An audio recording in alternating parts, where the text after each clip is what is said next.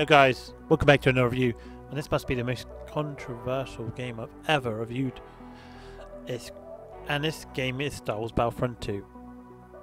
Star Wars Battlefront II is a action and video game based on the Star Wars film franchise. This game was released worldwide on November 17th, 2017 for PS4, Xbox and Microsoft Windows. Upon release, Star Wars Battlefront 2 has had lots of mixed reviews, and that is for good reason.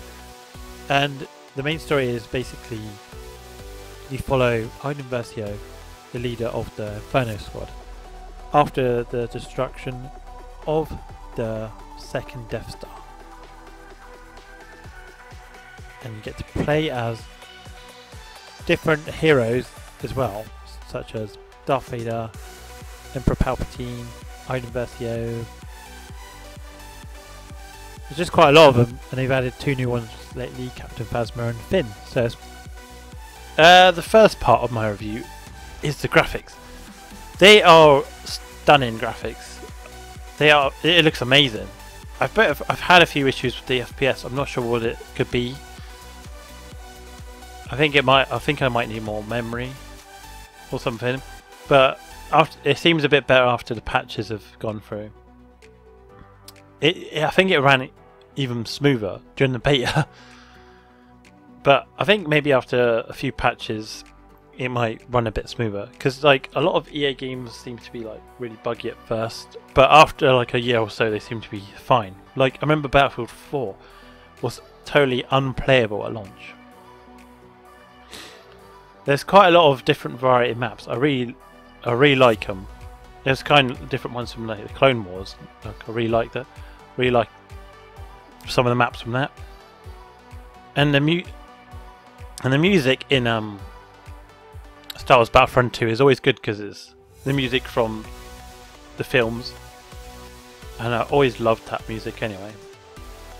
But up next is the gameplay, like the main story. You play as Iden Versio,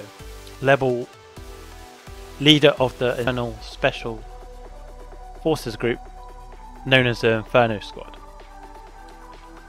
I really liked seeing the side where you get to play as the Empire for once instead of the light side, but only after like a few missions she turns to the Rebel side, and I was quite disappointed that I thought it was maybe going to focus on more the Empire side.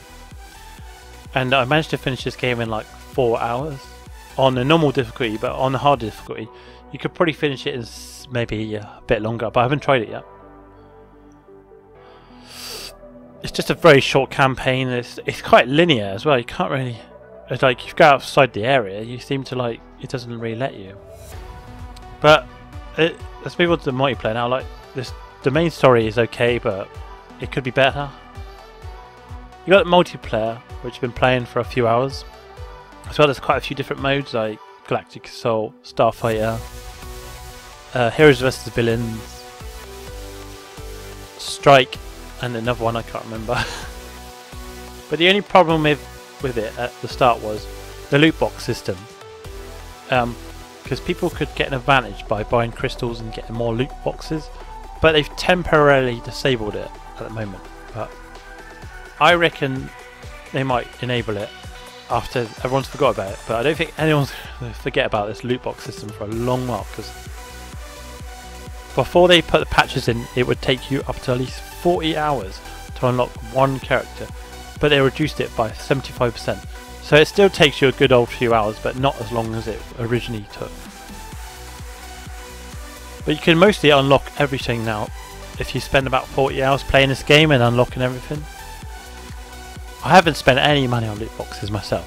I still enjoy the multiplayer, just wish it ran a little bit better. I think it just maybe need more memory in my PC, because I've only got 8 and I think it requires 16. So, but I wouldn't waste any money on loot boxes, in my opinion. Like take CD Projekt Red, they never ever put loot boxes in their game. They give you, they make amazing DLC as well. And I wish like more companies were like CD Projekt Red, to be honest. But overall, I think this game has its bad points and good points. It has a fun campaign, but it's quite linear. The multiplayer is really good, and it looks gorgeous. The bad things I can think about the game is it has a poor progression system. You don't get that many credits, and after each match, it almost encourages like getting loot boxes. It's kind of like, oh, if you buy this, you can get more of them. Overall, I think it's an improved sequel over the original one. There's some good and bad points in this, as I said before. I like the way they've got the class-based trooper system in place. That's a very smart move. And if the single player was not so linear and it cared more about its main character, because it seems to go off to different characters all the time. But I think my overall score of this game is definitely a 6 out of 10. It's not one of the worst games of this year, but it's definitely not been it didn't live up to the hype that I thought. I hope you enjoyed this review anyway. My name is Andy. Please like, subscribe and comment. See you in the next video. I probably won't do another video until after Christmas. There's one more video I've got to make, like my top 10 games of the year. So hope you guys enjoyed this. Goodbye for now.